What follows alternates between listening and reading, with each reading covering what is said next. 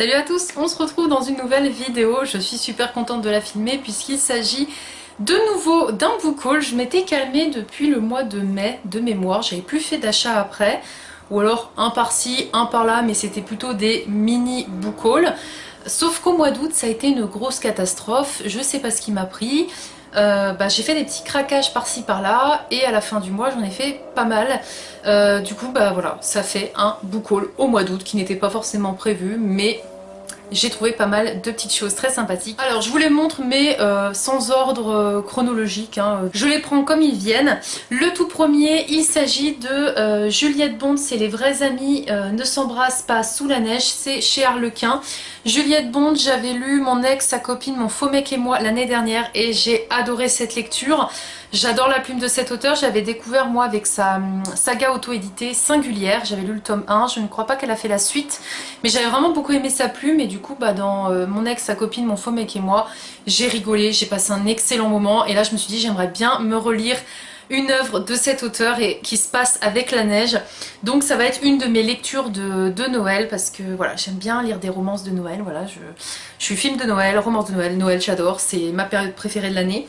Donc celui-ci j'étais obligée de craquer. Deuxième achat, c'est encore un livre de Noël et c'est tout simplement N'oublie pas les chocolats de Tamara Baliana et c'est chez Hugo Poche. Celui-ci il est sorti de mémoire l'année dernière et j'en ai entendu de très bons avis. Franchement il y a beaucoup de personnes qui ont adoré cette histoire. Alors je me suis dit pourquoi pas moi, franchement l'histoire me tente énormément. C'est un petit livre, je l'ai trouvé pareil comme le précédent sur Vinted d'occasion et franchement il est nickel quoi, j'ai rien à dire, il est top.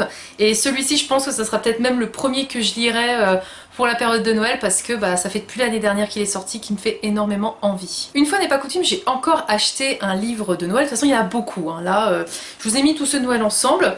Il s'agit de L'exquise clarté d'un rayon de lune de Sarah Morgan chez Harlequin, c'est le tome 2 des frères O'Neill de mémoire. Donc j'ai lu le tome 1 l'année dernière avec Fanny en lecture commune et tout simplement j'ai envie d'enchaîner la suite. Je me suis dit le tome 2 on pouvait se le lire cette année. Alors Fanny elle sait pas encore si vraiment elle lira la suite. Je verrai bien avec elle. Après honnêtement si elle ne la lit pas, voilà, moi j'avais envie de tenter. De mémoire je crois que ça reste le tome 1 qui a été le plus apprécié. Celui-ci je ne sais plus de quoi ça parle, je sais juste qu'on est encore à Snow Crystal, hein. C'est une station de ski, je me rappelle plus, mais je crois que c'est ça. Et j'avais bien aimé le tome 1, j'avais passé un bon moment, donc je me dis voilà, je me suis trouvé le tome 2 d'occasion en plutôt bon état et en grand format pour aller avec le tome 1. Et voilà, pareil, je pense que je vais me le lire cet hiver. Encore un livre de Noël et cette fois-ci c'est le dernier. Et pareil, c'est un livre qui est sorti de mémoire l'année dernière, qui me faisait énormément envie. Il s'agit de Les vœux secrets des sœurs McBride de Sarah Morgan chez Harlequin. La couverture je la trouve vraiment super sympa avec le petit chalet en montagne. Vous le verrez peut-être pas forcément à la caméra, mais en fait on a des tout petits reliefs avec des petites paillettes. Et là cette histoire me tentait énormément. Ça se passe en Écosse. Et de mémoire c'est des sœurs qui vont passer un moment tout ensemble et il va y avoir plein de secrets. C'est un Noël familial en tout cas. Et quand j'avais lu le résumé l'année dernière, je m'étais dit il me tente énormément, il a eu de très bons avis, donc pareil, il me fait très envie pour cet hiver. Un autre livre que tout simplement je ne pouvais pas passer à côté, alors en soi j'ai encore beaucoup de livres de cet auteur à rattraper en retard, mais c'est vrai que j'ai déjà lu un de ses livres cette année, je vais en relire un je pense incessamment sous peu. Il s'agit de Skidamarik de Guillaume Musso chez Kalman Levy, donc il faut savoir que c'était le tout premier roman de l'auteur. Il a été réédité parce qu'il était introuvable et la plupart des personnes qui l'avaient le vendaient à des prix exorbitants. Et Guillaume Musso a décidé en fait de le ressortir parce que je pense qu'il a été plus que choqué par les prix de ses romans et que c'était dégueulasse en fait que des personnes puissent l'avoir et en profiter et vendre aussi cher. Donc il l'a fait rééditer. C'est vraiment une histoire différente de ce qu'il a pu faire. Là ça se passe avec une œuvre de Léonard de Vinci, donc c'est autour de l'art. J'avais lu un roman de cet auteur aussi où il y avait une histoire d'art, mais en tout cas voilà, je l'ai eu d'occasion. En plus il y avait encore le petit... sachant que moi, me connaissant, je vais l'enlever, je vais le jeter, mais voilà, la dame elle l'a gardé. Et je suis super contente parce que pour ceux qui ne le savent pas, Guillaume Musso c'est un de mes auteurs préférés, si ce n'est l'auteur préféré que j'ai parce que c'est celui où j'ai lu le plus d'œuvres. clairement je me les lis tous sans me poser de questions. En fait je prends un Musso, je le lis. Il a justement sorti là récemment un dernier roman que je ne vais pas acheter tout de suite, hein, je vais attendre un petit peu parce que j'en ai encore je crois 4 et avec celui-ci 5 à lire qui sont dans ma palle. Mais voilà, je suis super contente. Voilà, Musso, une valeur sûre. Forcément avec le mois de septembre, je ne pouvais pas passer à côté parce que là je vous dis book haul d'août, mais il y a quand même une toute petite partie de septembre, à savoir notamment Serpent and Dove de Shelby Mahurin chez De Saxus que j'ai pris en hardback. La couverture est vraiment très très belle, mais c'est vrai que j'ai, alors à part les petits reflets, j'ai l'impression qu'entre le hardback et le brochet, bah, y a pas tellement de différence quoi. Donc j'en parlais avec Fanny des Chroniques de la Fraise et on trouvait pareil que des fois c'est vrai qu'on se précipite sur le hardback, donc le relié, alors que le brochet n'a pas trop de différence. Alors moi je me suis dit en fait maintenant que dès qu'il y a un livre de chez De Saxus qui me tente et qui a une jaquette, je le prends en relié.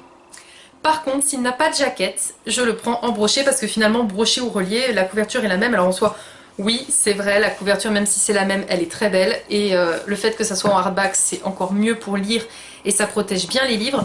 Mais honnêtement, je me dis des fois, je suis plus influencée par l'objet bouquin qui est très beau, mais bon, c'est quand même pas donné, hein, que par le contenu de l'histoire. Donc j'ai l'impression d'être un peu trop influencée. Mais par contre, je sais que par exemple, je ne commettrai pas l'erreur que j'ai faite avec Crescent City, où je me suis réveillée à la dernière minute. Je sais pas pourquoi au début je voulais pas l'acheter, pourtant c'est un Sarajimas, hein, mais allez savoir pourquoi. Je me suis dit non mais j'ai le temps, faut que je termine à Cotard et tout. Et en fait quand je vois la brique que c'est que j'ai dans ma palle, ça me fait peur de le lire, j'ai peur de l'abîmer. Donc je pense vraiment qu'en relié ça vaut le coup quand soit c'est un très gros roman, soit il y a une jaquette qui fait une différence, notamment je pense à la Maison Cérulienne où Fanny l'a montré, hein, la jaquette elle est pas très belle mais le livre en dessous, magnifique. Donc d'ailleurs je pense que je vais craquer à cause d'elle, hein. C'était pas prévu que j'achète celui-là mais je pense que je vais me le prendre en relié. Mais voilà, Serpent and Dove me faisait super envie, j'ai hâte de le lire. Après je vous cache pas, j'ai un tout petit peu peur parce que même si c'est une histoire avec de la magie et des sorcières, j'ai pas vu forcément des très très bons avis, donc je verrai bien. Parce que mine de rien chez De Saxus il y a quand même eu 2 œuvres que j'ai achetées et que j'ai revendues assez rapidement. Il y avait Le Royaume assassiné d'Alexandra Christo, je crois que c'est Alexandra, et Les Saisons de la Tempête de El Cosimano. Et les deux m'ont vraiment déçue, du coup je les ai revendus. Mais par contre j'avais lu aussi La Duperie de Guenièvre chez De Saxus que j'ai adoré, j'ai hâte de lire le second tome qui sort normalement à la fin de l'année. Et que je vais prendre aussi en hardback parce que là c'est pareil, la jaquette et le relié est complètement différent. Et le dernier, bah voilà, c'est aussi en septembre que je l'ai pris, il s'agit de Le Trône des 7 îles de Adalyn Gray chez De Saxus, qui est en fait ma lecture en cours et que j'ai bientôt terminé. Je passe un excellent moment de lecture, franchement j'aime beaucoup cet univers, ça promet, j'ai hâte de voir le tome 2. Et lui c'est pareil, au début je me suis dit mince, pourquoi je l'ai pas pris finalement en brochet, parce que bon, on a quand même des beaux reliefs, hein. L'objet livre est quand même très beau, mais j'ai l'impression que finalement De Saxus, aussi bien en relief qu'en brochet, bah, les livres sont vraiment bien faits au niveau des couvertures et plutôt de qualité. Donc celui-là je peux déjà vous dire que je passe un très bon moment de lecture et vous aurez mon avis dans un de mes vlogs sur le Disney Book Challenge puisqu'il fait partie de ma pile à lire du Disney Book Challenge. Cette vidéo est maintenant terminée, j'espère qu'elle vous aura plu. N'hésitez pas à me dire en commentaire si vous aussi vous avez fait des achats au mois d'août et de septembre. Si oui, lesquels? Est-ce qu'il y a parmi les livres que je vous ai présentés des romans que vous avez lus? Je suis assez curieuse de savoir si vous les avez aimés ou non, ou s'il y en a qui vous tentent. Et comme toujours, n'hésitez pas à vous abonner à la chaîne, à mettre un petit pouce bleu et je vous dis à très vite pour de prochaines vidéos. Salut!